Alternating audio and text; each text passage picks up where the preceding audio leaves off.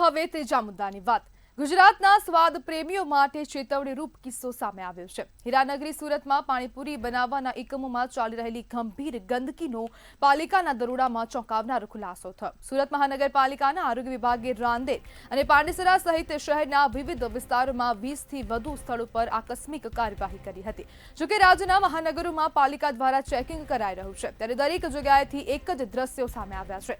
ગંદકી અને દુર્ગંધ વચ્ચે પાણીપુરી તૈયાર કરવામાં આવતી હતી। ખુલ્લામાં બટેટા બાફવામાં આવતા ગંદા પાણીનો ઉપયોગ થતો અને સ્વચ્છતાના કોઈ ધોરણોનું પાલન થતું નહોતું। મસાલા માટે વપરાતા બટેટા સડી ગયેલા અને જીવાતવાળા હતા, જ્યારે પૂરી તળવા માટે વારંવાર ગરમ કરેલા કાળા પડી ગયેલા તેલનો ઉપયોગ કરવામાં આવતો હતો। રાજ્યના ગીચ વિસ્તારોમાં ખાદ્ય સલામતીના નિયમોના ધજાગરા ઉડતા જોવા મળ્યા। આરોગ્યના અધિકારીઓએ ચીમકી આપી છે કે જો સ્વચ્છતાના નિયમોનું પાલન નહીં થાય તો લાયસન્સ રદ કરીને એકમોને કાયમી સીલ કરવામાં આવશે। આ ઘટના ગુજરાતભરમાં રસ્તા પર મળતા ખોરાકની ગુણવત્તા અંગે ગંભીર સવાલો ઉભા કરે છે, અને જે બાદ હવે વર્ષોથી આ પાણીપુરીના સ્ટોલ લાગેલા જોવા મળે છે, અને તે બાદ હવે તંત્ર વર્ષો બાદ કાર્યવાહી કરી રહ્યું છે, અને તંત્રને વર્ષો બાદ યાદ આવે છે કે પાણીપુરી નામના પણ કોઈ સ્ટોલ છે। ત્યારે આપણી સાથે સામાજિક કાર્યકર્તા કાજલ ત્રિવેદી જોડાઈ ગયા છે। કાજલબેન, પાણીપુરીની આ જે વરવી વાસ્તવિકતા છે તે સામે આવી રહી છે, આ તેનું એક અલગ જ દ્રશ્ય સામે આવી રહ્યા છે, શું કહેશો? પાણીપુરી જે છે એ હાલતે ચાલતે ખાવાની એક વસ્તુ છે। જયારે પણ લોકોને સ્ટ્રેસની જગ્યા પર પાણીપુરી જે છે એનો ઉપયોગ આપણે વધારે કરીએ છીએ, અને બાળકોમાં પણ બહુ જ પ્રચલિત છે। પણ વાત એ છે કે જે જગ્યા પરથી આપણે પાણીપુરી ખાઈ રહ્યા છીએ એ જગ્યા કેટલી હાઇજેનિક છે, એના સર્ટિફિકેશન કેટલા થયેલા છે, આ તો જયારે દરોડા પાડે ત્યારે આ વસ્તુ નીકળીને આવે છે અને પછી સીલ બંધ થાય છે।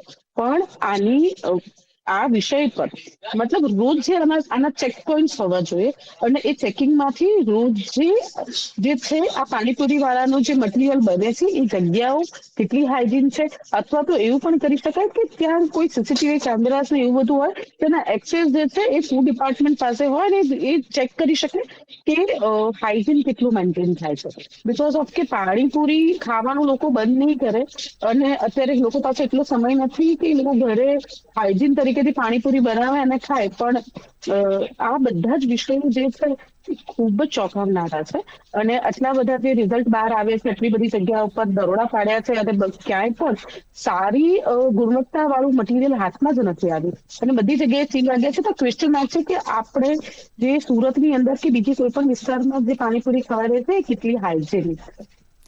કાજલબેન, જ્યારે આવા જે કિસ્સા સામે આવી રહ્યા છે તો ત્યારે એવા પ્રશ્ન ઉભા થાય કે વર્ષોથી આવા પાણીપુરીના જે સ્ટોલ છે તે ચાલી રહ્યા છે, શું તંત્રને હવે ખબર પડી કે સ્વાદના નામે ઝેર પીરસાઈ રહ્યું છે?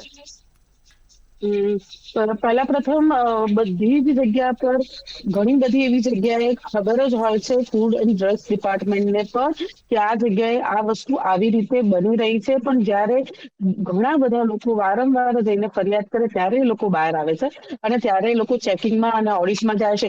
શું ખબર, એમને એ પૂછવાની જરૂર છે કે એ જે જગ્યા પર અત્યારે દરોડો પાડ્યા છે એને લાસ્ટ જે છે એ ક્યારે એ લોકો ચેકિંગમાં આવ્યા હતા, ક્યારે એનું ઓડિટ થયું હતું, ક્યારે એ લોકોએ મટીરિયલની ચકાસણી કરી હતી। આવું ઘણી જ વસ્તુ બહાર નથી આવતી। કોઈ વખત અચાનક જઈને ત્યાં જઈને જઈ ચડે અને ત્યારે ખબર પડે, ક્યારેક પનીર ખરાબ હોય, ક્યારેક શાકભાજી ખરાબ મળે, ક્યારેક જે છે એ જે બહુ જ ટાઈમથી ફ્રોઝન કરેલું હોય એ કરી અને ફૂડ જે છે એ હોટલમાં પીરસાઈ રહ્યું હોય। તો આના માટેનું એક ચોક્કસ ચેકલિસ્ટ બનાવવું જોઈએ, અને જો કદાચ એમના વિસ્તારમાં આ વસ્તુ પકડાય છે તો એ અધિકારીને પણ જે છે એ ચોક્કસ નોટિસ જાહેર કરવી જોઈએ, આવું મારું માનવું છે। કારણ કે કાજલબેન, હવે જે આરોગ્ય વિભાગ હરકતમાં આવ્યું છે, આટલા સમય બાદ કાર્યવાહી થઈ રહી છે, તો આપને શું લાગે છે કે જે લોકો જે ચોખ્ખાઈના જે નિયમો છે, સ્વચ્છતાના જે નિયમો છે તેનું પાલન નથી કરતા તેવા લોકોની સામે નિષ્પક્ષ તપાસ થશે? પહેલા પ્રથમ તો જેમ આપણે જાહેરાતો કરીએ છીએ અને સરકાર એમની પોતાની જે સ્કીમોની જાહેરાત કરતી હોય છે ત્યારે જ્યારે આવી રીતે જે લોકો પકડાય છે એ સંસ્થાઓ જે છે એમના લાયસન્સ રદ કરવા જોઈએ, એમને જે છે એ દંડ ફટકારવા જોઈએ, અથવા તો જે પણ સજા થતી હોય એ સજા થવી જોઈએ. કાયદાના જે નિયમો જે છે એને વધુ સ્ટ્રોંગ કરવા જોઈએ. પણ સાથે સાથે વાત એ પણ છે કે તમે એવી જાહેરાત એના હું તો કહું છું કે જાહેરનામા બહાર પાડવા જોઈએ કે આ જગ્યા પર આ વસ્તુ થઈ છે, હવે ફરીથી એ જગ્યા પર જવું નહીં અથવા તો ત્યાંનો ખોરાક ખાવો નહીં. કારણ કે એમને લોસીસ નહીં, થોડા સમય પછી આ વસ્તુ પાછી ભૂલાઈ જશે અને પાછા લોકો એ જ જગ્યા પર જઈ અને ફરીથી એ વસ્તુ પાછી જે એમના જે માપદંડો છે એમાં ખરા નથી હોતા તો પણ એ વસ્તુ વેચાય છે.